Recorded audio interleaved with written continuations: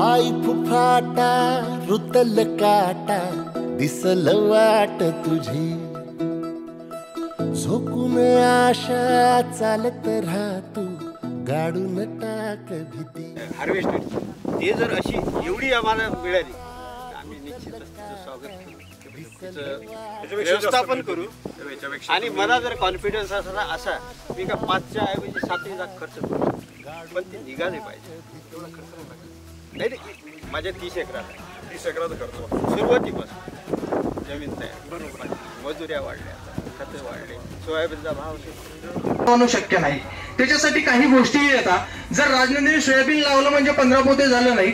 आता देशमुख सरांनी टेक्निकल भाषेत म्हणजे सविस्तर मार्गदर्शन केलं. मी आपल्या भाषेत सांगण्याचा प्रयत्न करतो शेतकऱ्याच्या की तुम्ही काय करा, म्हणजे माझ्या म्हणण्यानुसार एकरी 2 पोते सुपर फॉस्फेट घ्या.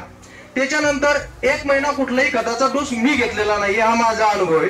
1 महिन्याच्या नंतर आपण त्यातून कुठलं वाण त्या ठिकाणी सशक्त प्रत्येक वातावरणासाठी चांगलं राहील असा सर्व त्याचा विचार करून ते वाण कंपनी त्या ठिकाणी प्रचलित. 3 शेंगा 3 दाण्याचं वाण आहे. शेंगामध्ये 3 दाणे येतील. शेंगाला झाडासाठी जे शेंगाचं लागण्याचं जे प्रमाण आहे ते गुच्छामध्ये आहे, हे आपण या ठिकाणी प्रत्यक्ष पाहू शकता. एकदम चांगल्या प्रकारचं वाण फुलात आहे. तर 3 एकरामध्ये 45 क्विंटल सोयाबीन झालेलं आहे. आता एकंदरीत यावर्षी निसर्गाचा जर लवलीपणा पाहिला तर